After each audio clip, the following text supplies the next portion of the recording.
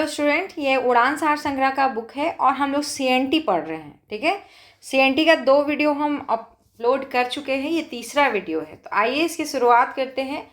आज जो है हम लोग धारा 73 से लेकर के पढ़ना शुरू करेंगे। ठीक है, अब काफ़ी कुछ क्लियर हो चुका है, अब पढ़ने में ज़्यादा हार्ड नहीं लग रहा होगा। तो चलिए आज का जो धारा है 73 उसको शुरू करते हैं। रैयत द्वारा भूमि का परित्याग। यदि कोई रैयत भूस्वामी को बिना कोई सूचना दिए पट्टे का परित्याग कर दे तथा उस पर स्वयं या किसी अन्य व्यक्ति द्वारा खेती करना बंद कर दे तथा साथ ही उस पर देय लगान का भुगतान भी ना करे, तो भूस्वामी चालू कृषि वर्ष की समाप्ति के बाद किसी दूसरे रैयत को पट्टा दे सकता है या स्वयं उस पर खेती कर सकता है। ठीक है, कोई अधिभोगी रैयत 3 वर्ष के भीतर तथा अनाधिभोगी रैयत 1 वर्ष के भीतर उपरोक्त भूमि पर कब्जा वापस करने का आवेदन दे सकता है। यदि उपायुक्त को यह समाधान हो जाए कि रैयत ने जोत का परित्याग स्वेच्छा से नहीं किया है, तो वह बकाया लगान के भुगतान के पश्चात रैयत को भूमि का कब्जा वापस करने हेतु आदेश दे सकता है। तो इसमें कुछ भी इम्पॉर्टेंट तो है, लेकिन कुछ भी ऐसा नहीं है जो आपको समझ में नहीं आया होगा। अगर कोई भी रैयत अपनी स्वेच्छा से भूमि का परित्याग करके चला गया है, वो लगान नहीं दे रहा है, तो भूस्वामी अब उसको किसी और को पट्टे पे देने के लिए आज़ाद है। लेकिन अगर मान लीजिए कि वो एक अधिभोगी रैयत है, तो अधिभोगी रैयत के लिए समय थोड़ा लंबा है, वो 3 वर्ष के भीतर आकर के वापस उस पर अपना अधिकार साबित अगर कर लेता है तो ठीक है।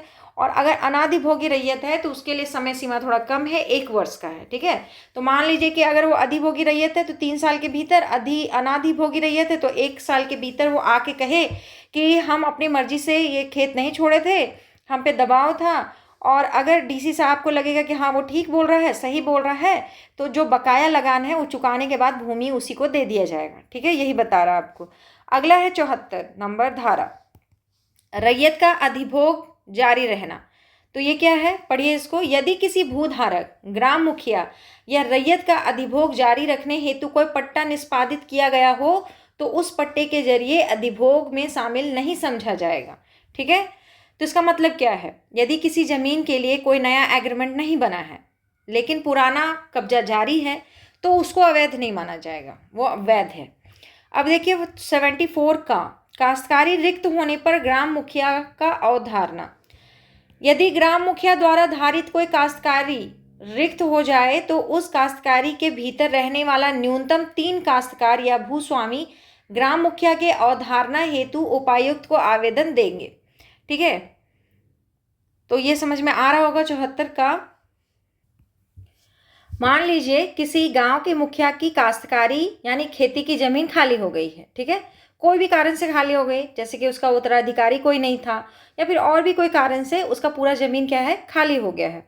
तो उस गांव के रहने वाले कम से कम 3 काश्तकार, ठीक है, 3 काश्तकार या फिर भूस्वामी खुद भी सरकारी अधिकारी के पास जाएंगे, जो कि मान लीजिए कि डीसी साहब हैं, तो उनके पास जाएंगे और आवेदन देंगे। अब आवेदन क्यों देना है, आवेदन इसलिए देना है ताकि उपायुक्त ये तय कर सके कि अब उस खाली जमीन का क्या होगा और नया ग्राम मुखिया कौन बनेगा। ठीक है, दोनों का तो फैसला लेना पड़ेगा ना। अब देखिए 75 नंबर, 75 भूमि की माप।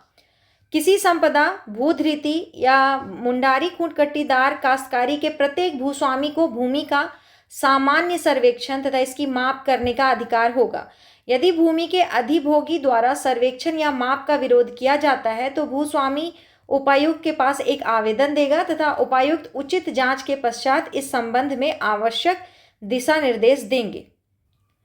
इसका मतलब है कि जो जमीन का मालिक है यानी कि भूस्वामी को अपनी जमीन को मापने, नपवाने का पूरा हक है, वो नपवा सकता है। ठीक है, अगर मान लीजिए कि कोई किसान है, उसको नहीं ऐसा करने देने का मन है, उसका मन नहीं है कि कोई नाप जोख हो, अगर वो नाप जोख से मना कर रहा है, तो मालिक सरकारी अफसर के पास चले जाएंगे, जो कि डीसी साहब अगर है तो चलिए डीसी साहब के पास चले जाएंगे। फिर अफसर खुद आकर जांच करेंगे और नाप करवाने में उसकी मदद करेंगे। ठीक है, यही बोल रहा है धारा 75। अब हम लोग चलेंगे अध्याय 11, रूढ़ी और संविदा, कस्टम्स एंड कॉन्ट्रैक्ट। 76 नंबर धारा, जो कि इंपॉर्टेंट है। ठीक है, टिक लगा दिए हैं हम। 76 नंबर धारा महत्वपूर्ण है, इसको पढ़िए। रूढ़ी की व्यावृत्ति। इस अधिनियम की कोई बात ऐसी किसी रूढ़ि, प्रथा या रूढ़िजन्य अधिकार को प्रभावित नहीं करेगी।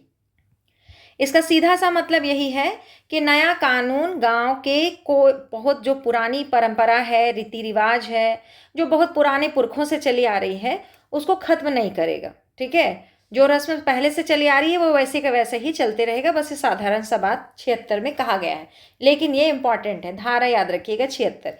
77 नंबर, सेवा भूत रीतियों तथा जोतों के संबंध में व्यावृत्ति।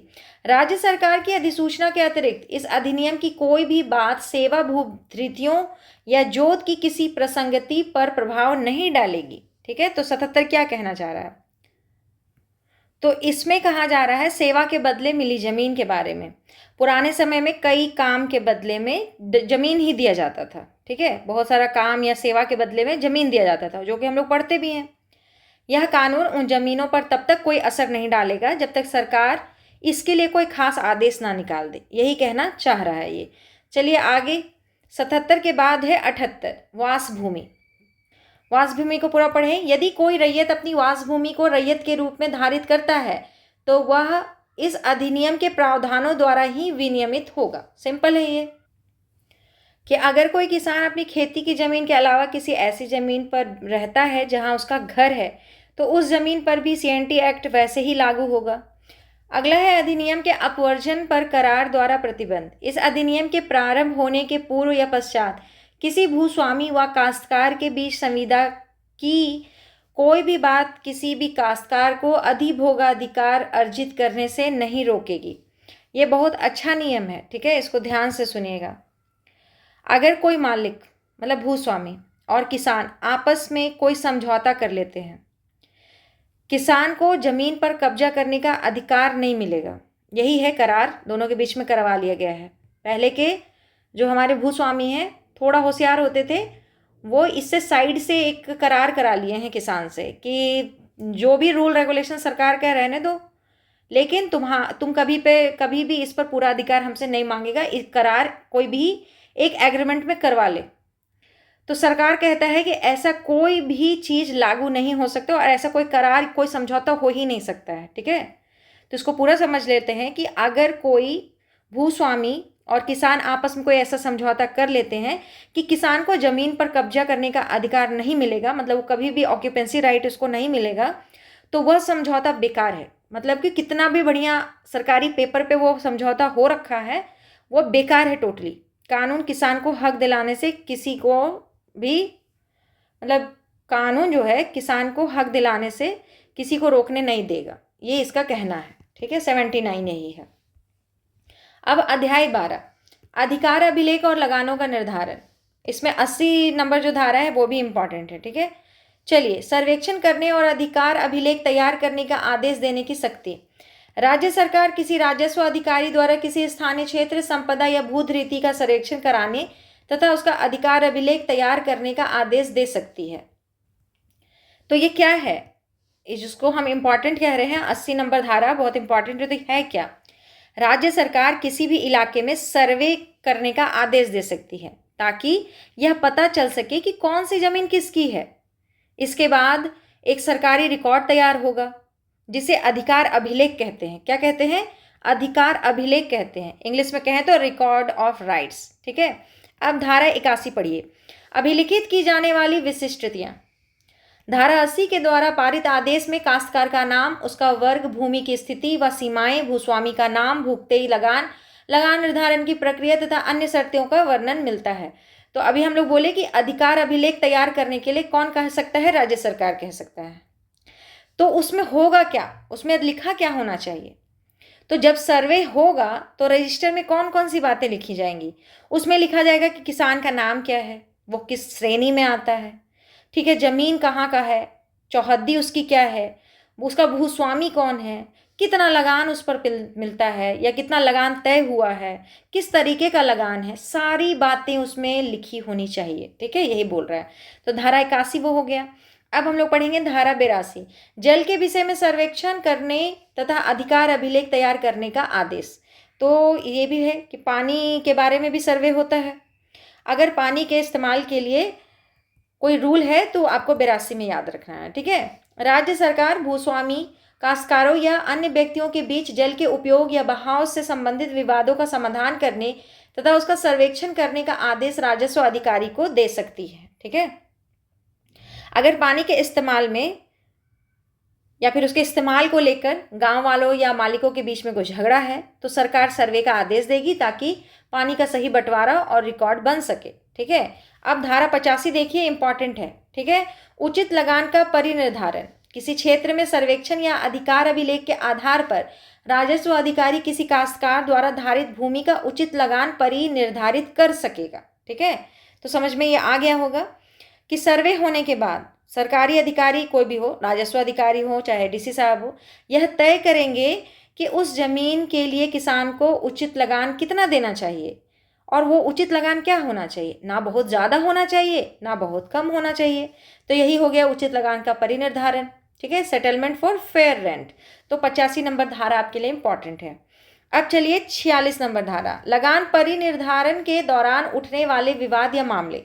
लगान के परिनिर्धारण के दौरान उठने वाले किसी विवाद पर राजस्व अधिकारी विचार करते हुए धारा 85 के तहत लगान का परिनिर्धारण करेगा। तो ये सिंपल है कि अगर लगान तय करने के दौरान किसान और मालिक के बीच में बहस हो जाए, विवाद हो जाए, दोनों मानेंगे नहीं, दोनों में है कि दोनों में से किसी एक को इस लगान की दर नहीं पसंद है, तो राजस्व अधिकारी पहले क्या करेंगे, उस विवाद को सुलझाएंगे। दोनों के बीच में पहले कहेंगे कि तुम लोग देख लो कि कितना सही होना चाहिए। ठीक है। फिर धारा 85 के तहत लगान फाइनल हो जाएगा। ठीक है। यही बात है। आगे बढ़ेंगे हम लोग। अब हम लोग चले हैं 87 नंबर, राजस्व अधिकारी के समक्ष वादों का संस्थित किया जाना। तो पढ़े पूरा। अधिकार अभिलेख के अंतिम प्रकाशन के बाद विभिन्न पक्षों के बीच उत्पन्न किसी वाद को राजस्व अधिकारी के समक्ष प्रस्तुत किया जाएगा। राजस्व अधिकारी संबंधित मामले को किसी सक्षम न्यायालय को अंतरित कर सकता है। समझिएगा, अगर जमीन के कागजात छपने के बाद यानी कि रिकॉर्ड ऑफ राइट छपने के बाद दो पक्षों में कोई झगड़ा हो जाता है, ठीक है, तो वह मामला राजस्व अधिकारी जो है इनके पास जाएगा। अगर ये सॉल्व किए तो ठीक, और अगर ये चाहें कि यह मामला हम ना सुलझा के कोई सक्षम कोर्ट को दे दें, किसी सक्षम न्यायालय को अंतरित कर दे, तो ये भेज सकते हैं। इनके पास इतना ऑप्शन होगा कि या तो ये खुद उसको सॉल्व करें या किसी सक्षम न्यायालय को अंतरित कर सकते हैं। अब देखिए 88 नंबर, परिनिर्धारित लगानों और किए गए विनिश्चयों के अधिकार अभिलेख में प्रविष्टि। लगानों, इससे जुड़े अपील या अन्य विनिश्चयों पर एक टिप्पणी अधिकार अभिलेख में शामिल किया जाएगा। तो इसका मतलब क्या है, फैसलों को कागजों में दर्ज करना, है ना। लगान या किसी और विवाद पर जो भी अंतिम फैसला या आदेश आता है उसे सरकारी कागजों यानी कि वही आपका जो ये अधिकार अभिलेख है उसमें आपको नोट कर दिया जाएगा ताकि ये रिकॉर्ड अपडेटेड रहे, ठीक है, बाद में भी कोई आए तो ये रिकॉर्ड उसमें मिल जाए, इसीलिए इसको उसमें दर्ज कराया जाता है। अब देखिए 89 नंबर, राजस्व अधिकारी द्वारा पुनरीक्षण। राज्य सरकार द्वारा नामित कोई राजस्व अधिकारी आवेदन करने पर या स्वप्रेरणा से अधिकार अभिलेख के प्रारूप में दी गई किसी प्रविष्टि या आदेश के 12 महीनों के भीतर उसका पुनरीक्षण कर सकेगा। मतलब कि अगर मान लीजिए कि अधिकार अभिलेख के प्रारूप में या फिर जो कागज अधिकार अभिलेख आपका डाटा रिकॉर्ड आया है और उसमें कुछ गड़बड़ी है, तो सरकार द्वारा जो नियुक्त अधिकारी है वो 12 महीने के भीतर उस आदेश की दोबारा जांच करा सकता है, उसे बदल सकता है, या वो खुद अपनी मर्जी से भी कर सकता है या किसी की अर्जी पर भी कर सकता है। अगर उसको कोई अर्जी दिया है तो भी करे, अगर उसको खुद भी ऐसा एहसास हो गया है कि गलती हो गया है, कुछ गड़बड़ है, तो 12 महीनों के भीतर वो उसको क्या कर सकता है, उसको पुनरीक्षण कर सकता है। अब चलिए 90, अधिकार अभिलेखों की भूलों की राजस्व अधिकारी द्वारा शुद्धि। अधिकार अभिलेख के अंतिम प्रकाशन के प्रमाण पत्र की तारीख से 5 वर्षों के भीतर शुद्धि का आदेश दे सकेगा। तो ये समय तो 5 साल बहुत अच्छा लंबा बहुत दिया गया है ना। अगर कागजात में कोई लिखने वाली गलती, छोटी मोटी भूल रह गया है तो राजस्व अधिकारी उसे अंतिम प्रकाशन के 5 वर्षों के भीतर सुधार सकता है। मतलब कि डायरेक्टली 5 वर्ष बढ़िया लंबा समय दिया गया है। 91 नंबर, आदेशों को रोकने पर पाबंदी। अधिकार अभिलेख के आदेश को रोका जाना, मतलब कि आदेशों के रोकने पर पाबंदी लगाया गया है यहाँ। अधिकार अभिलेख की तैयारी के किसी आदेश को अधिकार अभिलेख के अंतिम प्रकाशन के पश्चात 6 माह तक उपायुक्त या सिविल न्यायालय द्वारा रोका नहीं जा सकेगा। ठीक है, तो 91 नंबर क्या कहना चाह रहा है कि अगर एक बार रिकॉर्ड ऑफ राइट्स तैयार करने का आदेश अगर मिल जाता है तो उसके अंतिम प्रकाशन के बाद 6 महीने तक कोई भी सिविल कोर्ट या उपायुक्त मतलब डीसी के पास या डीसी उस आदेश को रोक नहीं सकते हैं, है ना, कोई नहीं रोक सकता है। अब 92 नंबर, अधिकार अभिलेख संबंधी विषयों में न्यायालयों की अधिकारिता का वर्जन। अधिकार अभिलेख की तैयारी से संबंधित कोई वाद किसी न्यायालय में नहीं लाया जाएगा। ठीक है, तो ये क्या कह रहा है कि जब तक जमीन का जो कागजात बन रहा है, मतलब रिकॉर्ड ऑफ राइट्स बन रहा है, बनने की प्रक्रिया चल रही है, उससे जुड़ा हुआ कोई भी मामला आप साधारण सिविल कोर्ट में नहीं ले जा सकते हैं। ठीक है, ये क्यों होता है? यह पूरी पावर राजस्व विभाग के पास होती है ताकि काम में कोई रुकावट नहीं हो। ठीक है, काम आराम से चल जाए, इसीलिए ये सब लाया गया है। 93 नंबर देखिए, अधिकार अभिलेख के अंतिम प्रकाशन तथा उपायुक्त या सिविल न्यायालय के समक्ष कार्यवाहियों पर रोक। अधिकार अभिलेख के अंतिम प्रकाशन से 6 माह तक संबंधित भूमि या उसके किसी काश्तकार से प्रभावित करने वाला कोई आवेदन ना तो उपायुक्त को दिया जाएगा और ना ही सिविल न्यायालय में कोई वाद दायर किया जाएगा। तो इसका मतलब क्या हुआ कि जब जमीन का जो रिकॉर्ड्स ऑफ राइट तैयार हो रहा है, जब तक फाइनल छप नहीं जाता है, तो उसके अगले 6 महीने तक, छपने के प्रकाशन के अंतिम प्रकाशन के 6 महीने तक उस जमीन या किसान से जुड़ा कोई भी नया मुकदमा ना तो डीसी के यहाँ और ना ही सिविल कोर्ट में दायर किया जा सकता है। ये 6 महीना का जो समय है उसको कूलिंग पीरियड मान के चलिए। ठीक है, एक तरह से बिल्कुल कूलिंग पीरियड है। इस समय कुछ भी दायर नहीं होगा, ना डीसी के पास कुछ आप मुकदमा डाल सकते हैं या शिकायत कर सकते हैं, ना ही सिविल कोर्ट में कुछ मुकदमा दायर किया जाएगा। अब है 94 नंबर, जिस कालावधि के लिए अधिकार अभिलेख में लगान दर्ज किया गया हो उसका अपरिवर्तित रहना।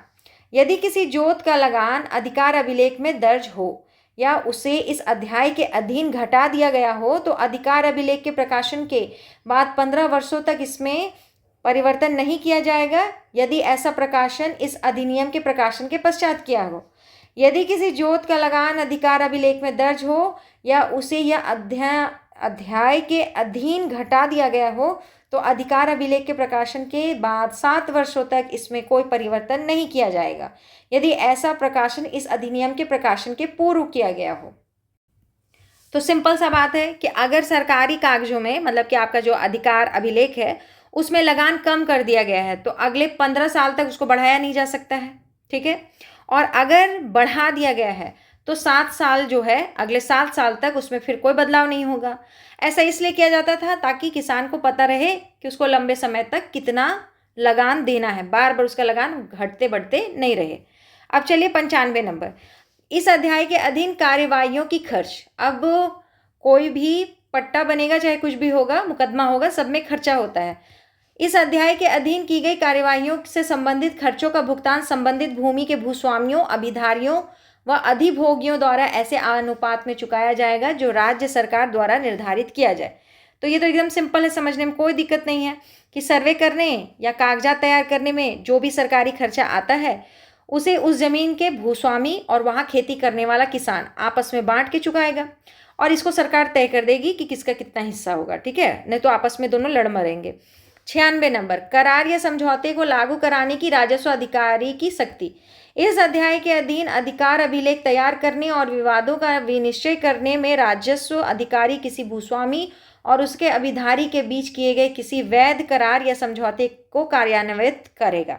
तो 96 नंबर आपका क्या कह रहा है कि अगर जमीन के मालिक और किसान के बीच आपस में कोई कानूनी समझौता हो जाता है तो राजस्व अधिकारी उस समझौते को मान्यता दे सकता है और उसे लागू करवा सकता है। बस ये है कि कोई एकदम दुनिया से अलग कोई उसमें करार नहीं हो, सिंपल हो। ठीक है, तो उसको अगर मानता है तो उसको क्या कर सकते हैं, उसको कानूनी मान्यता दे सकते हैं। चलिए, वह तारीख जब से परिनिर्धारित लगान प्रभावी हो। इस अध्याय के अधीन परिनिर्धारित लगान अगले कृषि वर्ष से प्रभावी होगी। ठीक है, जो भी लगान होगा वो कब होगा, अगले साल, मतलब कि अगले कृषि वर्ष से प्रभावी होगा। अगर मान लेते कि इस पर पहले 50 रुपये लगान लगता था, अब इसका 55 रुपये लगान लग रहा है। ठीक है, तो ये लगान इसी साल से नहीं होगा, ये फसल कट के ख़त्म हो जाएगा ये कृषि का काल और अगला कृषि साल जो शुरू होगा उसमें ये 55 रुपया देगा। अबर ये 85 रुपया देगा, लेकिन अगले साल से वो 55 रुपया देगा। चलिए 98 नंबर, राज्य सरकार के आदेशाधीन अधिकार अभिलेख का पुनरीक्षण एवं लगान का नया परिनिर्धारण।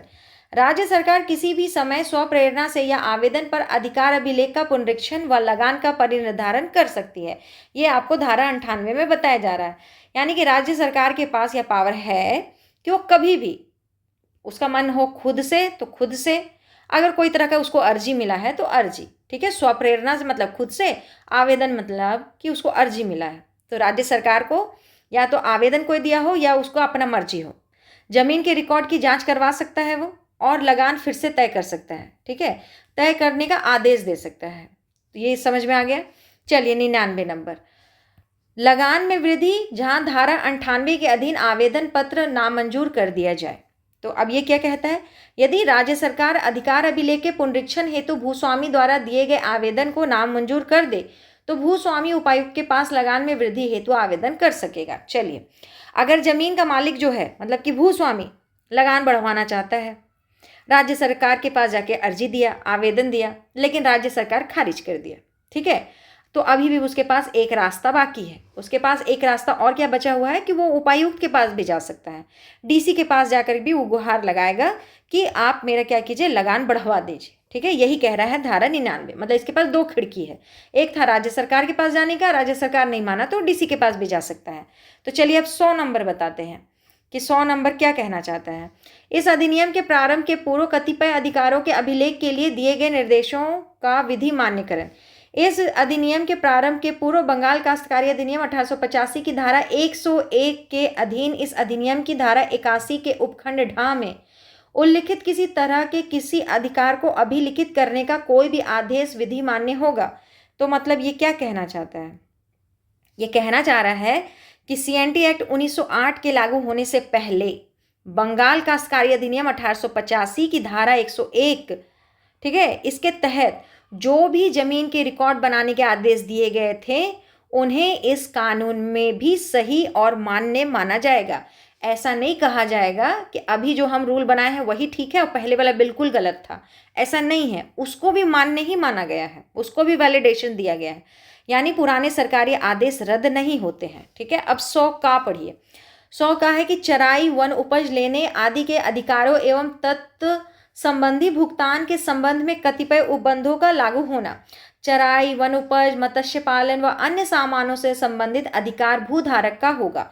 तो इसका मतलब क्या है, आपको धारा 61 याद होगा, ठीक है, याद कीजिए या फिर जाकर के देखिए कि धारा 61 में था क्या, फिर पढ़ेंगे इसको।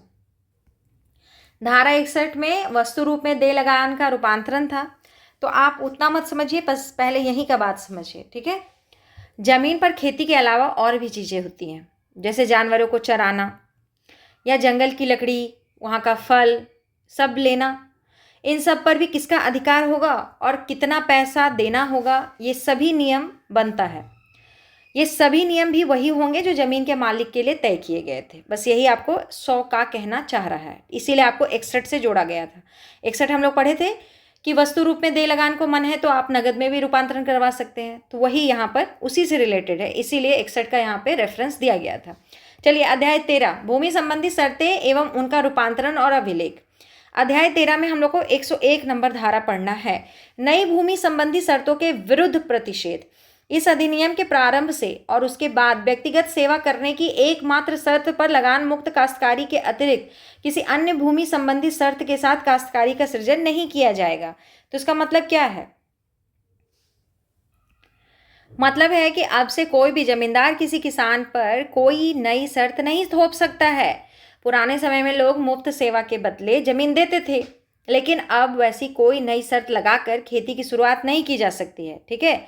अब धारा 102 देखिए, जब अभिधृति की मूल शर्तें अभी निश्चित ना की जा सके तब अभिधारी का दायित्व।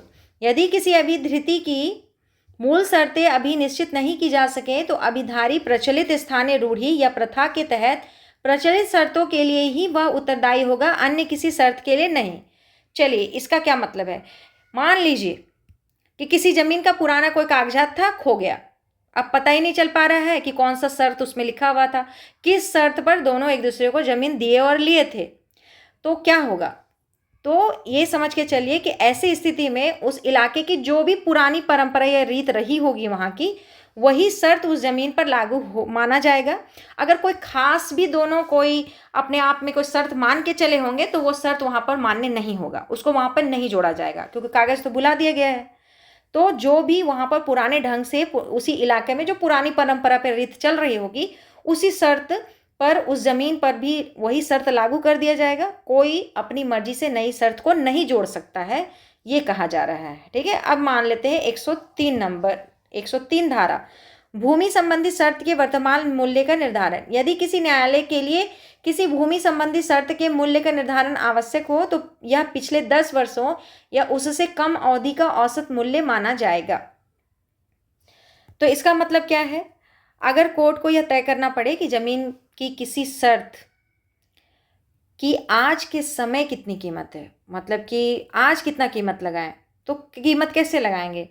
पिछला 10 साल जो है उसका औसत मूल्य निकाला जाएगा और उसी औसत मूल्य के आधार पर आज का कीमत तय कर दिया जाएगा। क्योंकि मान लीजिए कि पहले कोई किसी चीज़ का सेवा देता था, या फिर मान लीजिए कोई वस्तु था, सेवा भी कह सकते हैं, या फिर वस्तु। अगर कोई किसी के यहाँ जमींदार के यहाँ कोई लठैत था, चाहे कुछ भी था, मतलब उसके यहाँ कोई छोटा मोटा मजदूर था, काम था, करता था, तो 10 साल पहले उसका जो भी उसको मेहताना मिलता था वो कम मिलता होगा। आज महंगाई बढ़ गया है तो ज़्यादा मिलेगा।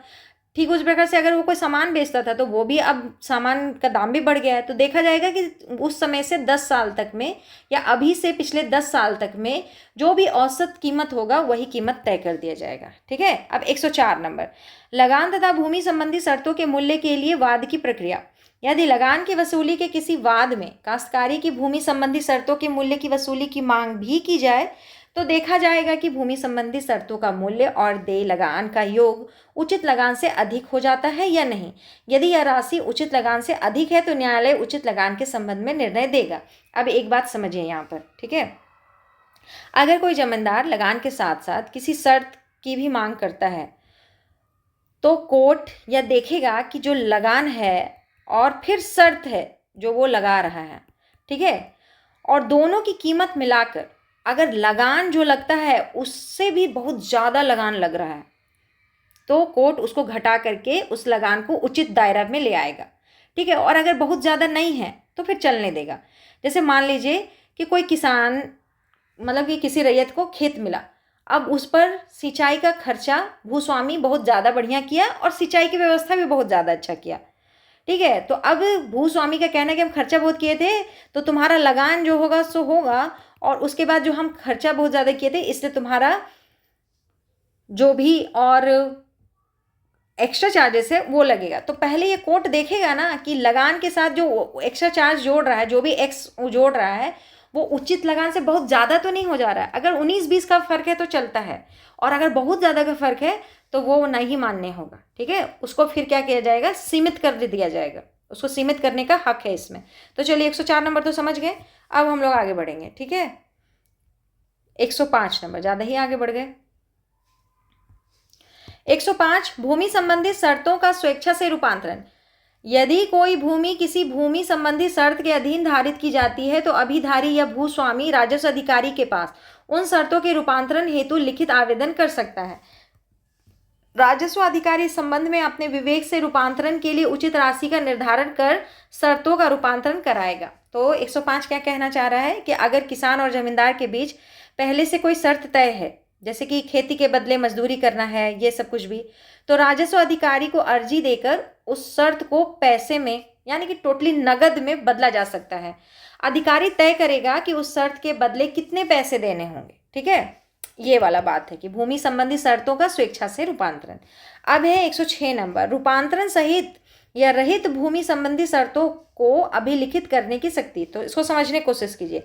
ऐसे किसी भी मामले में राज्य सरकार आदेश दे सकती है कि भूमि के संबंध में राजस्व अधिकारी द्वारा अधिकार अभिलेख तैयार किया जाएगा, वह शर्तों का रूपांतरण किया जाएगा। मतलब सिंपल है कि राज्य सरकार के पास यहाँ ताकत है। राज्य सरकार राजस्व अधिकारी को यह आदेश दे सकती है कि वह किसी इलाके में ज़मीन की शर्तों का रिकॉर्ड बनाए और ज़रूरत पड़ने पर उन शर्तों को पैसे में बदल दे, डायरेक्टली नगद में बदल दे। ठीक है, अब देखिए 107 नंबर। 107 नंबर क्या कह रहा है कि अभिलेख की तैयारी। धारा 106 के अधीन पारित आदेश पर राजस्व अधिकारी द्वारा अधिकार अभिलेख तैयार किया जाएगा, जिसमें अभिधारी का नाम, भूस्वामी का नाम, देय लगान, भूमि संबंधी शर्तें व अन्य जरूरी विवरण शामिल होगा। तो ये बिल्कुल सिंपल है कि उसको 106 में राज्य सरकार के द्वारा कहा गया था जाओ कि अधिकार अभिलेख तैयार करो, ठीक है। तो अब ये वही कह रहे हैं कि 107 में कि 106 धारा 106 के अधीन पारित आदेश पर राजस्व अधिकारी क्या करेगा, अब अधिकार अभिलेख बनाएगा और उसमें क्या क्या रखेगा, तो नाम रखना है, भूस्वामी का नाम रखना है, मतलब अभिधारी मतलब रैयत का नाम लिखना है, देय लगान लिखना है, कितना लगान है, भूमि संबंधी अगर कोई और शर्त है, कोई अन्य विवरण है जो कि लिखना जरूरी है, वो सब लिखेगा उसमें, है ना। 108 अभिलेख का प्रकाशन। राजस्व अधिकारी अधिकार अभिलेख को तैयार करने के बाद उसे विहित प्रारूप में प्रकाशित करेगा तथा उससे संबंधित आपत्तियां मिलने पर उसका निपटारा करेगा। बिल्कुल भी इसको हमको समझाने की जरूरत नहीं है। 109 राजस्व अधिकारी के आदेश के विरुद्ध अपील। राजस्व अधिकारी के आदेश के विरुद्ध विहित अधिकारी के पास अपील किया जा सकेगा। चलिए 109 समझ लीजिए। अगर कोई किसान या मालिक राजस्व अधिकारी के फैसले से खुश नहीं है, लगता है कि ये सही काम नहीं किया, गलत है, तो उससे ऊंचा अधिकारी के पास अपील लेकर के जा करके वहां पर सॉल्यूशन कराया जा सकता है, ठीक है। चलिए 110 नंबर आयुक्त या बोर्ड द्वारा पुनरीक्षण। आयुक्त या बोर्ड अभिलेख के अंतिम प्रकाशन को 2 वर्षों के भीतर अभिलेख के पुनरीक्षण का आदेश दे सकेगा। इसका मतलब क्या है कि 110 पढ़ रहे हैं ना हम लोग, हाँ। रिकॉर्ड छपने के 2 साल के भीतर कमिश्नर या राजस्व बोर्ड उस रिकॉर्ड की दोबारा जांच कर सकते हैं और उसमें बदलाव का आदेश दे सकते हैं। अब हम लोग पढ़ेंगे 111 प्रक्रिया जहां सर्वेक्षण और अधिकार अभिलेख तैयार किया जा रहा हो, ठीक है। जहां धारा 106 के तहत दिए गए आदेश के अधीन अधिकार अभिलेख तैयार किया जा रहा हो, वहां 107 से 109 तक की धाराएं लागू नहीं होंगी। तो मतलब क्या है इसका, मतलब कि जहां अधिकार अभिलेख तैयार किया जा रहा हो वहां 107 और 109 में तो वही शिकायत करना था कि राजस्व अधिकारी के आदेश के विरुद्ध अगर अपील करना हो तो ये सब यहाँ पर नहीं चलेगा अभी, जब तक वहां पर अधिकार अभिलेख तैयार किया जा रहा है। 112 नंबर अधिकार अभिलेखों में विनिश्चयों की टिप्पणी या टिप्पण, क्या लिखा है, धारा 83 के अधीन अंतिम रूप से प्रकाशित अधिकार अभिलेखों में सभी विनिश्चयों के टिप्पणी कर दिए जाएंगे, ठीक है। यानी कि अधिकार अभिलेख में सभी फैसलों और टिप्पणियों को दर्ज करना होगा जो अधिकारियों ने विवादों को सुलझाते समय लिया है। जितना भी टिप्पणी है, कोई बात है, कोई फैसला है, उसमें उसको लिख दिया जाएगा। चलिए 113 नंबर क्या कहता है, वस्तु के रूप में लगान संबंधी विनिश्चय। धारा 61 के अधीन यदि यह प्रश्न उठे कि वस्तु के रूप में लगान का भुगतान एक भूमि संबंधी शर्त है या लगान का वस्तु के रूप में भुगतान है, तो राजस्व अधिकारी उपयुक्त जांच करके इसका विनिश्चय करेंगे, ठीक है। तो 113 क्या कह रहे हैं कि अगर किसान पैसों की जगह अनाज या किसी सामान के रूप में लगान देता है तो राजस्व अधिकारी जांच करके ये तय करेंगे कि वह तरीका सही है और अगर सही है तो उसको कैसे मैनेज करना चाहिए, ठीक है। और 114 नंबर रूपांतरण का प्रारंभ तथा प्रभाव। किसी भूधृति या उसके किसी भाग के संबंध में निर्धारित शर्तें अभिलेख के अंतिम प्रकाशन के बाद आगामी कृषि वर्ष से प्रभावी होंगे।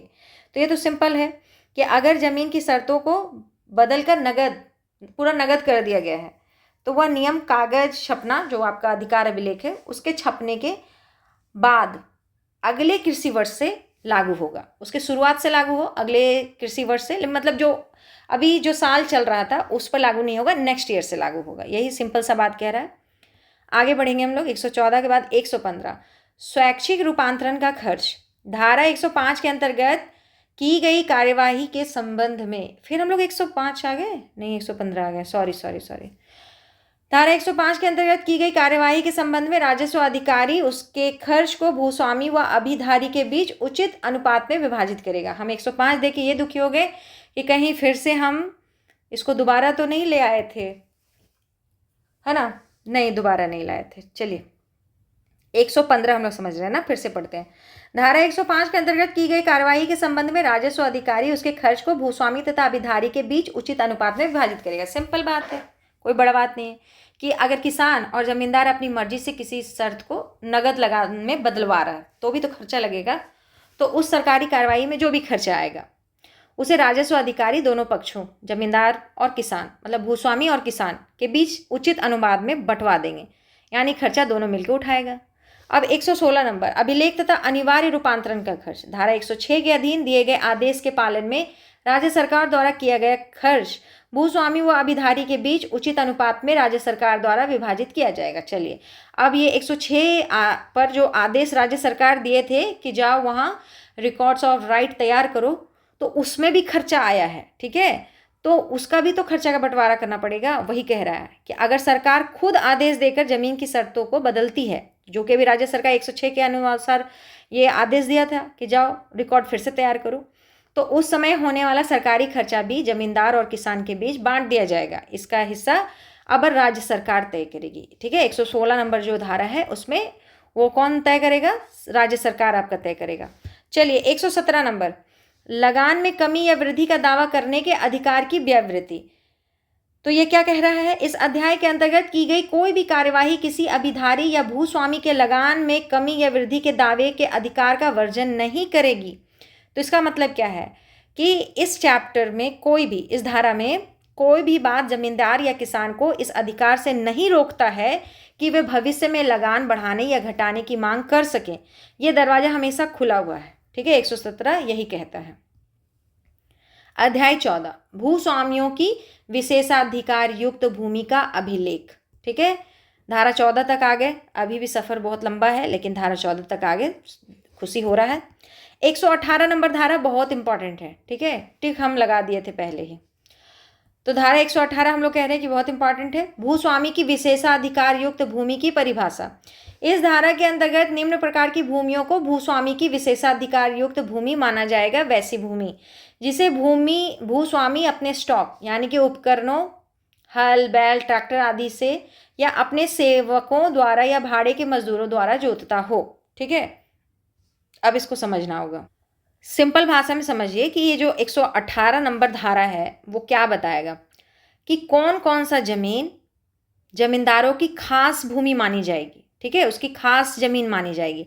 तो पहला हम लोग बोले कि जिसे भूस्वामी अपना हल, बैल, ट्रैक्टर लेके जोते, मतलब उसका स्वयं का खेती, ठीक है, स्वयं का खेती जिसे जमींदार अपने हल, बैल, ट्रैक्टर लेके जाके जोत रहा है, नौकरों से जोतवा रहा है या मजदूर रख के जोतवा रहा है, ठीक है।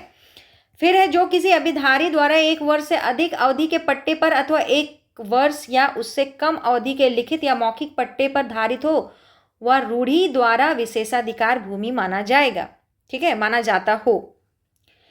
वैसी भूमि जो रांची और धनबाद जिलों को छोड़कर तथा सिंहभूम जिले के पटमदा, इचागढ़ तथा चांडिल थानों को छोड़कर छोटानागपुर प्रमंडल में जिरात के रूप में ज्ञात है और जो धनबाद जिले में एवं सिंहभूम जिले के पटमदा, इचागढ़ और चांडिल थानों में मान के रूप में ज्ञात है और जो छोटानागपुर भूधृति अधिनियम 1869 के अधीन तैयार किसी रजिस्टर में मंझियस या बटखेता है। जो भी जगह छोड़ने के लिए कह रहा है, ऐसा नहीं है कि वो जगह एकदम एक्सेप्शनल है और वहाँ इस टाइप का कोई चीज़ ही नहीं था, ऐसा कोई बात नहीं है।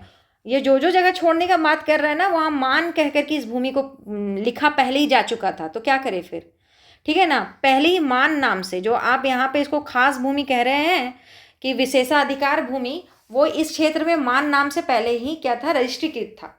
तो क्या करें, अब दोनों में क्लैश नहीं हो जाए, दो अलग अलग शब्द लेकर के कि एक तरफ जिरात लिखा है एक तरफ मान लिखा है, इसीलिए से बचने के लिए इस सब स्थान को छोड़ करके आपको हमेशा याद रखना पड़ेगा, ठीक है। तो हम लोग पहले तो पढ़े कि वो उसका स्वयं का खेती, खुद हल ट्रैक्टर लेके जोतवाए, या छोटा पट्टा, जैसे कि वह जमीन जो किसी किसान को सिर्फ 1 साल या उससे कम समय के लिए लिखित या मौखिक पट्टे पर देता था ना ये लोग, इसके बारे में तो हम लोग पढ़े थे एक जगह, ठीक है। तो यही सब के बारे में कहा गया, बाकी सब इसको छोड़ दीजिए। उसके अलावा पुरानी रजिस्ट्री में मंझेस या बटखेता भी कहा जाता था, ठीक है।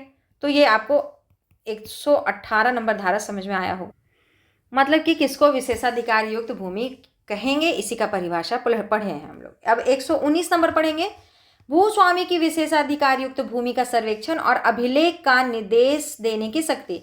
धारा 118 का के अंतर्गत विशेषाधिकार युक्त भूमि के सर्वेक्षण व अधिकार अभिलेख तैयार करने हेतु राज्य सरकार द्वारा राजस्व अधिकारी को निर्देश दिया जा सकता है। तो सिंपल है, इसको आगे नहीं समझना है।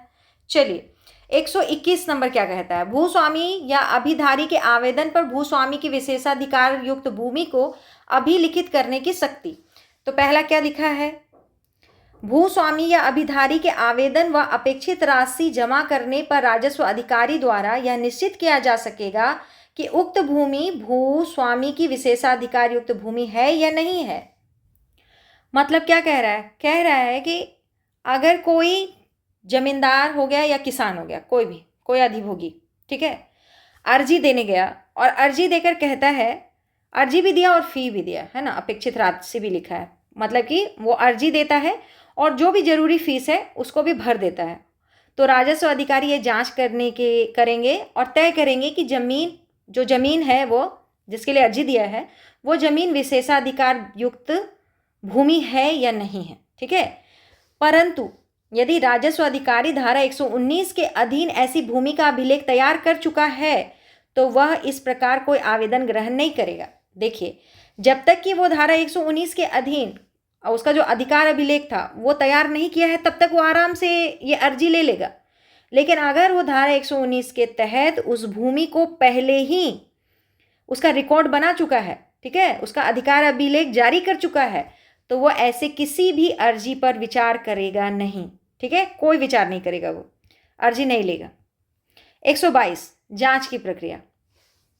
इस अध्याय के अधीन किसी भी प्रकार का जांच राजस्व अधिकारी द्वारा किया जाएगा तथा जांच के दौरान वह उपयुक्त बातों पर ध्यान भी रखेगा, जैसे सबसे पहले किसने उस भूमि पर खेती की है, क्या विशेषाधिकार युक्त भूमि के रूप में भूमि को पट्टे पर दिया गया है, क्या भूमि को विशिष्ट काल या अनिश्चित काल के लिए पट्टे पर दिया गया है आदि, ठीक है। तो क्या देखना है, तो आप समझ गए कि जब अधिकारी जांच करेगा तो क्या जांच करेगा, किन किन बातों पे उसको ध्यान रखना चाहिए।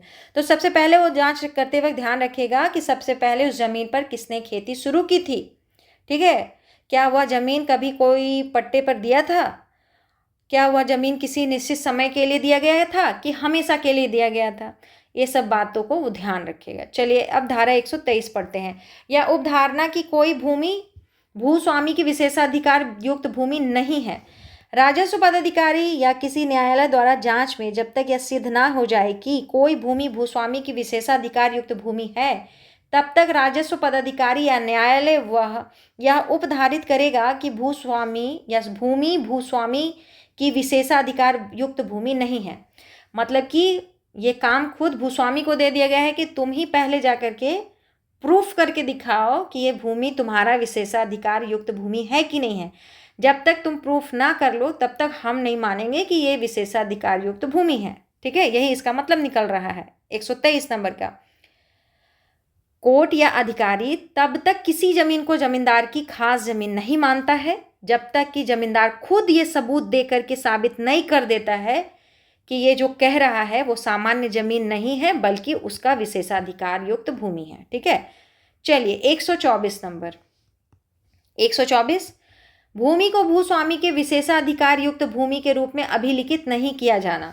जहां किसी गांव में कोई भूमि छोटा नागपुर भूधृति अधिनियम 1869 के अधीन तैयार रजिस्टर में मंझेस या बैठ खेता के रूप में दर्ज हो, उस गांव की अन्य भूमि को भूस्वामी की विशेषाधिकार युक्त विशेषाधिकार भूमि के रूप में अभिलिखित नहीं किया जाएगा। 124 नंबर। 124 नंबर क्या कह रहा है, समझना तो बस इतना ही है कि अगर किसी गांव में 1869 के पुराने रजिस्टर के हिसाब से मंझियस या बैठ खेता जमीन पहले से ही तय है तो उस गांव के किसी दूसरी जमीन को, मतलब अन्य जमीन को किसी दूसरी जमीन की खास जमीन के रूप में दर्ज नहीं किया जाएगा, ठीक है। इससे जमींदारों को अपनी मर्जी से जमीन बढ़ाने से रोकने के लिए रूल लाया गया था। 125 नंबर अभिलिखित भूमि का भूस्वामी की विशेषाधिकार युक्त भूमि की श्रेणी में सम्मिलित ना किया जाना। क्या है, जब धारा 119 के अधीन किसी क्षेत्र के लिए भूस्वामी की विशेषाधिकार युक्त भूमि का अभिलेख तैयार कर लिया जाए तो उस क्षेत्र में किसी अन्य भूमि को भूस्वामी की विशेषाधिकार युक्त भूमि नहीं समझा जाएगा। तो 125 क्या कहना चाह रहा है, जब किसी भी इलाके में जमींदार की जो खास जमीनें हैं उस सब का रिकॉर्ड तैयार हो गया है, पूरा का पूरा रिकॉर्ड बन गया है, तो उस रिकॉर्ड के बाहर की किसी भी जमीन को जमींदार की विशेषाधिकार युक्त भूमि नहीं माना जाएगा, ठीक है। 126 नंबर अपील कहाँ करना है। इस अध्याय के अधीन राजस्व पदाधिकारी के आदेश से विहित पदाधिकारी के समक्ष विहित रीति से अपील की जा सकेगी। तो 126 नंबर क्या कह रहा है हम लोग को कि अगर राजस्व अधिकारी के किसी फैसले से कोई पक्ष चाहे वो भूस्वामी हो, जमींदार या किसान, कोई भी पक्ष खुश नहीं है, दुखी है, तो वह नियम के अनुसार अब उससे थोड़े बड़े अधिकारी के पास जा करके अपील कर सकता है। ठीक है, जो भी पदाधिकारी होंगे उससे थोड़ा ऊपर का अधिकारी के पास जाके अपील कर सकता है। 126 नंबर हो गया। अब आगे बढ़ा जाए, अध्याय 15। ठीक है, अध्याय 15 में क्या है? 127 नंबर धारा। पहले इसको पूरा अध्याय 15 देखेंगे। अधिकार अभिलेख तथा खूंट कट्टी अधिकार वाले रैयत, ग्राम मुखिया तथा अभिधारियों के अन्य वर्गों की बाध्यताएं। क्या बताएगा ये हम लोग को? ये हम लोग को बताएगा खूंट कट्टी अधिकार और गांव के मुखिया के अधिकारों, है ना, यही सब बताएगा। तो धारा 127, अधिकार अभिलेख तथा खूंट कट्टी अधिकार वाले रैयत, ग्राम मुखिया तथा अभिधारियों के अन्य वर्गों की बाध्यताएं। राज्य सरकार के आदेश से राजस्व अधिकारी द्वारा किसी स्थानीय क्षेत्र में खूंट कट्टी अधिकार प्राप्त रैयत, ग्राम मुखिया, अभिधारियों के किसी वर्ग के अधिकारों या बाध्यताओं का एक अभिलेख तैयार किया जाएगा। ठीक है, राज्य सरकार के आदेश पर राजस्व अधिकारी एक खास तरह का सरकारी रजिस्टर यानी कि अभिलेख तैयार करेगा। अभिलेख क्या करेगा? बनाएगा। इसमें खूंट खट्टी अधिकार वाले किसान, गांव के मुखिया और अन्य खास तरह के किसानों के क्या क्या अधिकार हैं, ठीक है, उनके क्या क्या राइट्स हैं, उसको लिखा जाएगा। उनकी क्या क्या जिम्मेदारियां हैं वो भी बताई जाएंगी। ठीक है, अधिकार और बाध्यता उसको बताया जाएगा, उसमें लिखा जाएगा, रजिस्टर में लिखा जाएगा। ठीक है, अब अगला जो है 129 नंबर, हितबद्ध व्यक्तियों को प्रविष्टि की सूचना। पेन चलाओ। हितबद्ध व्यक्तियों की प्रविष्टि की सूचना, राजस्व पदाधिकारियों द्वारा तैयार किए गए अभिलेख की एक एक प्रति सभी हितबद्ध व्यक्तियों को भेजी जाएगी। ठीक है, अब सब कुछ उसमें लिखा गया है, तो जिसका जिसका नाम है सबको एक कॉपी भेजना पड़ेगा, बस यही सिंपल सा बात इसमें है। 130 नंबर, अभिलेख की प्रविष्टि या उसके लोप के संबंध में विवादों के विनिश्चय हेतु वाद। यदि इस अध्याय के तहत तैयार अभिलेख की किसी प्रविष्टि की शुद्धता या उसमें से किसी गलत लोप के संबंध में कोई विवाद उठा है तो अभिलेख के अंतिम प्रकाशन के प्रमाण पत्र के 3 माह के भीतर राजस्व पदाधिकारी के समक्ष वाद किया जा सकेगा। ठीक ना, तो ये सिंपल है। अगर रिकॉर्ड में कुछ गलत लिखा गया हो, कोई ज़रूरी बात छूट गई हो या फिर कोई दो को उसमें मसला हो, तो रिकॉर्ड के फाइनल होने के 3 महीने के भीतर राजस्व अधिकारी के सामने केस किया जा सकता है। ठीक है, अधिकारी उस गलती को सुधारने के लिए फैसला देंगे, सुधार देंगे, और क्या। अब 133 नंबर, 133 नंबर, राजस्व अधिकारी अभिधृति के उद्गम व प्रकृति पर तथा अभिधारियों की हैसियत पर ध्यान देगा। ठीक है, इस अध्याय के अधीन अभिधारियों के अधिकारों तथा बाध्यताओं की जांच करते समय राजस्व अधिकारी प्रत्येक अभिधृति के उद्गम व प्रकृति एवं अभिधारी की वास्तविक हैसियत पर ध्यान देगा।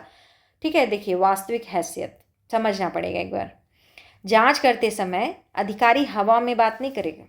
ठीक है, वो सबसे पहले ये देखेगा कि वह जमीन शुरू में किसको मिला था और वो जमीन किस प्रकार की जमीन थी, क्या नेचर था उस जमीन का, और उस किसान की असली हैसियत क्या है। मतलब हैसियत बोले तो कितना आर्थिक, वो कितना ये है, उससे मतलब नहीं है। मतलब कि हैसियत देखना मतलब कि क्या सच में वो खूंट कट्टी अधिकार वाला किसान है कि कोई बाद में आया हुआ किसान है, ये देखना है। वास्तविक हैसियत मतलब उसका आर्थिक दृष्टि से कितना वो धन कमा के बैठा, वो नहीं देखना है। ये देखना है कि सच में वो खूंट कट्टी अधिकार वाला है कि नहीं। क्योंकि खूंट कट्टी किसको कहते थे हम लोग? जिसके बाप दादा पहले ही जमीन साफ करके बनाए थे, उसी को बोलते हैं ना खूंट कट्टीदार रैयत लोग। तो वो असली में खूंट कट्टीदार है कि बाद में आया और ऐसा ऐसा बोल रहा है। ठीक है, 134 नंबर चलिए, धारा अनभिलिखित। इतना इतना हार्ड हिंदी है ना कि कभी कभी हमको लगता है कि हम ही को हिंदी पढ़ने नहीं आता है। अनभिलिखित भूमि का खूंट कट्टी भूमि के वर्ग के अपवर्जन। जब किसी स्थानीय क्षेत्र के लिए खूंट कट्टीदार अधिकार युक्त अभिधारियों के अधिकार तथा बाध्यताओं का अभिलेख तैयार कर लिया जाए तो उस क्षेत्र की अनभिलिखित भूमि, ऐसी भूमि जिसे अभिलेख में दर्ज ना किया गया हो, के संबंध में खूंट कट्टी अधिकार अर्जित किया जा सकता है। मतलब क्या कहना चाह रहा है? एक बार जब किसी इलाके में खूंट कट्टी अधिकारों का पूरा सरकारी रिकॉर्ड बन गया, ठीक है, जो जो जमीन था पता चल गया कि ठीक है खूंट कट्टी है, ये नहीं है, ये है, ये नहीं है। ठीक है, एक बार रिकॉर्ड, सरकारी रिकॉर्ड बन गया, तो उस रिकॉर्ड में जो ज़मीनें दर्ज नहीं हुई, मान लेते कि ये ज़मीन दर्ज नहीं हुआ, ये खुटकट्टी में दर्ज नहीं हुआ, यानी कि भविष्य में अब कोई भी अगर इस ज़मीन को लेकर के कहेगा कि ये इसमें जो ज़मीन है ये खूंट-कट्टी अधिकार प्राप्त का दावा करते हैं हम, तो वो गलत साबित हो जाएगा, उसको नहीं माना जाएगा, क्योंकि एक बार रिकॉर्ड तैयार हो गया है। ठीक है, अब आगे चलते हैं। 134 के बाद 135 नंबर, 16 नंबर अध्याय है ना। अध्याय 16 उपायुक्त द्वारा संज्ञेय विषयों की न्यायिक प्रक्रिया। ठीक है, संज्ञेय विषयों की न्यायिक प्रक्रिया। धारा देखिए, धारा 135, उपायुक्त के न्यायालय का स्थान। इस अधिनियम के अधीन वादों तथा आवेदनों की सुनवाई हेतु उपायुक्त अपनी अधिकारिता की स्थानीय सीमाओं के भीतर किसी भी स्थान पर न्यायालय लगा सकेगा तथा प्रत्येक सुनवाई और विनिश्चय मतलब कि फैसला खुले न्यायालय में होगा। ठीक है, तो इसका मतलब क्या है, उपायुक्त यानी डीसी अपने जिले की सीमाओं के भीतर किसी भी जगह पर, किसी भी जगह मतलब किसी भी जगह पर अपनी अदालत लगा सकते हैं। और सबसे महत्वपूर्ण बात यह है कि सुनवाई और फैसला हमेशा खुले न्यायालय में मतलब ओपन कोर्ट में होगा, छिप कर नहीं होगा। ठीक है, अब 136 नंबर, वाद या आवेदन देने का कार्यालय। उपायुक्त के समक्ष वाद या आवेदन जिले के राजस्व कार्यालय में, उप कलेक्टर के कार्यालय में तथा सक्षम राजस्व अधिकारी के कार्यालय में दिया जा सकेगा। तो 136 नंबर धारा क्या कह रहा है, केस दर्ज करने का ऑफिस है ना, ऑफिस के बारे में बोल रहा है ना। अगर आपको कोई मुकदमा या अर्जी देना है, ठीक है, तो आप उससे जिले के राजस्व कार्यालय में जाके दे सकते हैं, उप कलेक्टर के ऑफिस में जाके दे सकते हैं, या किसी भी सक्षम राजस्व अधिकारी के पास जाके जमा कर सकते हैं। 136 नंबर यही बता रहा है आपको। 137 नंबर, 137 नंबर है वादों का वापस लिया जाना। ठीक है, किसी उप कलेक्टर या राजस्व अधिकारी से उपायुक्त द्वारा वाद, आवेदन या कार्रवाई वापस लिया जा सकेगा तथा उपायुक्त उसका विचारण स्वयं या किसी उप कलेक्टर के माध्यम से कर सकेंगे। तो ये क्या कहना चाह रहा है 137 नंबर, जैसे देखिए डीसी के पास ये पावर है कि वह किसी उप कलेक्टर या राजस्व अधिकारी के पास कोई केस अगर चल रहा है तो उसको वहाँ से लेके अपने पास बुला सकता है, वो केस वो अपने ले सकते हैं, अपने हाथ में ले सकते हैं। फिर वो उस केस को खुद से उसका फैसला सुना दें, खुद फैसला करें, या फिर अपने से नीचे या नीचे क्या अपने किसी दूसरे भी अधिकारी को वो सौंप सकते हैं। ठीक है, लेकिन वो अगर इच्छा है उनका तो वो केस वो अपने बेंच में बुला सकते हैं। ठीक है, लगा सकते हैं। चलिए 138 नंबर, भूमि के एक से अधिक जिले या अनुमंडल में स्थित होने पर अधिकारिता। कभी कभी एक भूमि है वो एक अनुमंडल या एक जिला से ज़्यादा में आता है, इधर कोई दूसरा जिला निकल रहा है लेकिन ये भूमि एक टुकड़ा में है और ये एक से ज़्यादा जिला में पड़ जा रहा है या एक से अधिक अनुमंडल में पड़ जा रहा है, तो इसका फैसला कैसे होगा। यदि भूमि एक से अधिक जिले या अनुमंडल में स्थित हो तो संबंधित वाद का निर्णय उस जिले या अनुमंडल में किया जाएगा जहां भूमि का ज़्यादा भाग हो। मान लीजिए कि यहाँ से जिला जा रहा है, जो मान लीजिए ए जिला है और ये यहाँ से बाकी बी जिला है, तो बी वाले में देख रहे होंगे कि ज़्यादा ज़मीन है ना, ज़्यादा ज़मीन का भाग क्या है बी वाले के साइड में, तो बी वाले के हिसाब से चलेगा। ठीक है, यही हम लोग है कि अगर कोई ज़मीन इतनी बड़ी है कि वह 2 जिलों या 2 अनुमंडलों में फैल गया है तो केस जब चलेगा तो उस ज़मीन पे ज़्यादातर जहाँ पर उसका हिस्सा होगा उसके हिसाब से चलेगा। चलिए 139 नंबर, कतिपय वादों और आवेदनों का उपायुक्त द्वारा संज्ञान लिया जाना। पट्टों के प्रदान या वचनबद्ध के प्रतिलेख, अभिधारी द्वारा देय लगान का निर्धारण, कृषि भूमि के से किसी काश्तकार को बेदखल करने या कृषि के किसी पट्टे को रद्द करने से संबंधित सभी वादों पर केवल उपायुक्त द्वारा संज्ञान लिया जा सकता है। ठीक है, तो 139 नंबर क्या कह रहा है, 139 नंबर कह रहा है कि लगान तय करना, किसान को जमीन से बेदखल करना या जमीन का पट्टा रद्द करने जैसे कोई भी गंभीर मामला है उसकी सुनवाई जो है वो सिर्फ और सिर्फ डीसी ही कर सकते हैं। ठीक है, क्यों बड़ा फैसला है तो वो डीसी ही लेंगे। ठीक है, यही कह रहा है ना, उपायुक्त द्वारा संज्ञान लिया जाएगा। अब 139 का उपायुक्त की अनन्य अधिकारिता, अध्याय 12 के अधीन रहते हुए वे कोई भी न्यायालय किसी ऐसे वाद को ग्रहण नहीं करेगा जिस पर आवेदन धारा 139 के अधीन उपायुक्त द्वारा संज्ञेय हो और ऐसे किसी आवेदन पर उपायुक्त का निर्णय अंतिम होगा। इसको समझिए, इसको समझ रहे हैं ऐसे कि कोई भी दूसरी अदालत, जैसे कि सिविल कोर्ट को ही ले लीजिए। ठीक है, मान लेते कि कोई सिविल केस, उन केसों को नहीं हाथ लगाएगा। सिविल कोर्ट के पास ये पावर नहीं है, वो कोई भी उस टाइप का केस को हाथ नहीं लगाएगा जिन्हें सुनने का अधिकार 139 धारा के तहत डीसी को मिला है। अगर धारा 139 के तहत डीसी को मिला हुआ है तो वैसा मामला सिर्फ और सिर्फ डीसी साहब ही सुन सकते हैं, और अंतिम जो फैसला आएगा जो डीसी साहब के द्वारा वही मान्य होगा। ठीक है, कोर्ट के द्वारा जो मान्य नहीं होगा, उनको सुनने का हक ही नहीं है। यही आपका 139 का कहता है। 140 सामूहिक वाद या आवेदन, मतलब कि सामूहिक में जाके आप लोग केस कर रहे हैं। ठीक है, एक ही ग्राम में भूमि धारण करने वाले अभिधारियों की किसी भी संख्या द्वारा, मतलब एक समूह द्वारा, या उनके विरुद्ध कोई वाद या आवेदन सामूहिक रूप से उपायुक्त के पास किया जा सकेगा तथा इसे किसी भी आधार पर उपायुक्त द्वारा खारिज नहीं किया जा सकेगा। इसलिए नहीं किया जा सकेगा क्योंकि किसी एक आदमी का प्रॉब्लम नहीं है, ये समूह में है, और अगर समूह कोई परेशान है तो वो इसको कैसे खारिज कर सकते हैं, है ना। तो 140 को फिर से समझिए कि अगर एक ही गांव में बहुत सारे किसानों को कोई समस्या हो रही है और सब मिल करके ग्रुप में ये डिसाइड किए हैं कि चलो डीसी के पास अर्जी देने चलते हैं। अब डीसी के पास सब अर्जी लेके गए हैं, डीसी साहब उस अर्जी को खारिज कर देते, ठीक है, लेकिन इसलिए नहीं करेंगे खारिज क्योंकि ये बहुत सारे लोग मिल करके एक साथ ग्रुप में आकर के शिकायत करने आए हैं, इससे डीसी साहब उसको खारिज नहीं करेंगे, उसका सुनवाई होगा, उसको सुनेंगे। ठीक है। 142 नंबर, सह-अंशधारी द्वारा लगान के लिए वाद। सह-अंशधारी भूस्वामी अभिधारी से लगान के अपने शेयर की वसूली के लिए वाद दे सकेगा। मान लीजिए कि भूस्वामी एक नहीं है, दो है।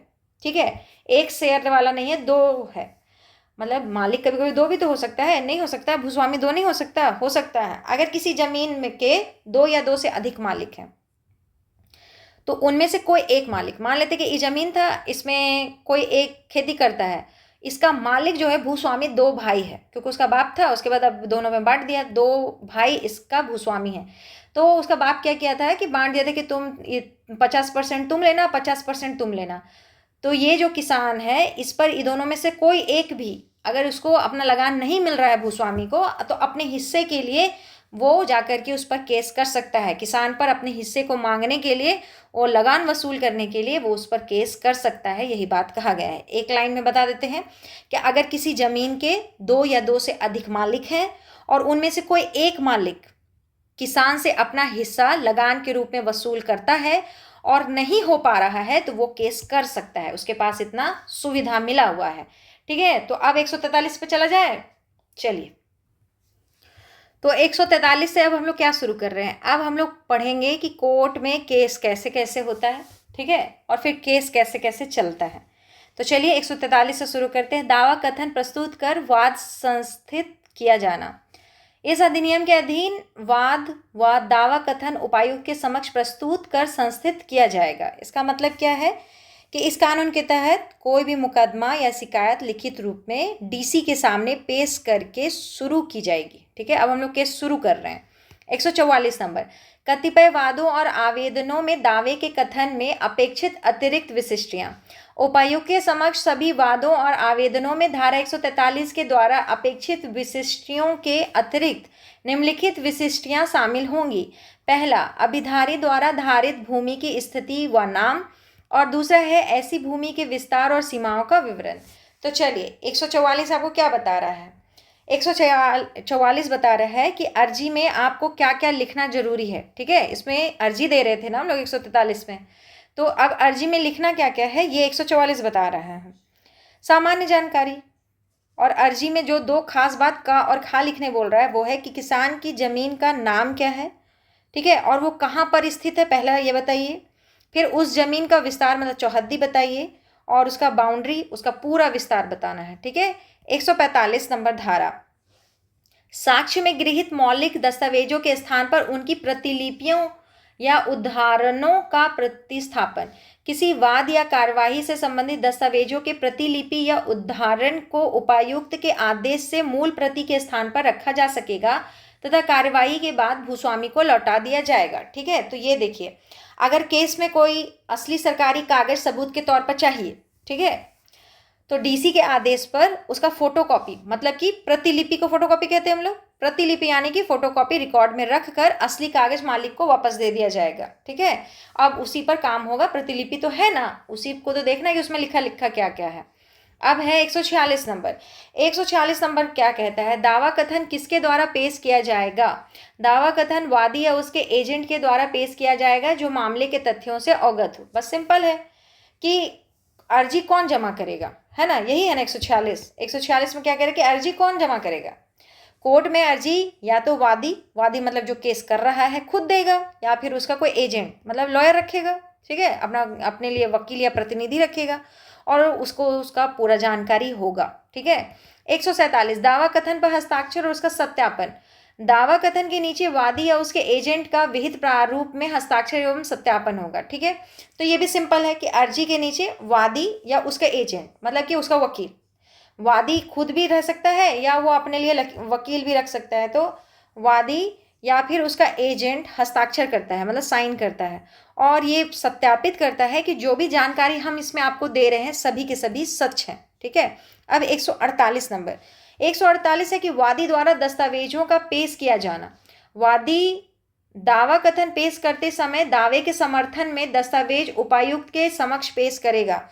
तो 148 क्या कह रहा है कि केस करने वाला व्यक्ति यानी कि वादी को अपनी अर्जी के साथ वे सभी कागजात और सबूत डीसी को देने होंगे जिनसे उसकी बात साबित हो सके, क्योंकि केस किए हैं तो आप अपने आप को प्रूफ करना पड़ेगा। तो प्रूफ करने के लिए जो भी कागजात जमा करना है वो दीजिए ताकि आपका बात प्रूफ हो सके कि जो ज़मीन पे आप दावा कर रहे हैं वो सच में आपका दावा है उस पर। ठीक है, तो चलिए 149 नंबर। प्रतिवादी द्वारा दस्तावेज का पेश किया जाना। वादी द्वारा आवेदन दिए जाने पर उपायुक्त प्रतिवादी को भी उसके पास उपलब्ध दस्तावेज पेश करने हेतु आदेश देगा। तो ठीक है, एक को बोला था दिखाओ 48 में वादी को, अब प्रतिवादी को भी बोल रहा है कि दिखाओ, है ना।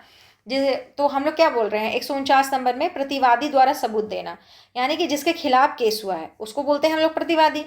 प्रतिवादी जो है उसको भी डीसी साहब आदेश देंगे कि तुम भी तुम्हारे पास जो भी मौजूदा कागजात है वो दिखाओ, कोर्ट में जमा करो और तुम साबित करो कि ये जमीन पर तुम्हारा हक है। ठीक है। अब 150 नंबर। दावा कथन की वापसी या उसमें संशोधन। दावा कथन में अपेक्षित हस्ताक्षर मतलब साइन ना होने या उसके सत्यापित ना होने पर उपायुक्त इसे वादी को वापस कर देगा और इसमें संशोधन की अनुमति दे सकेगा। ठीक है, तो 150 क्या कह रहा है कि अगर अर्जी में सही से दस्तखत नहीं है या कोई और गलती है, कोई और गड़बड़ी है, तो डीसी उसे वापस करके उसको दे देंगे और कहेंगे कि जाओ उसको सुधार करके लाओ। ठीक है। चलिए 151 नंबर। प्रतिवादियों की समन जारी किया जाना। उपायुक्त के आदेश से प्रतिवादियों को समन तथा वाद पत्र की प्रति निर्गत की जाएगी।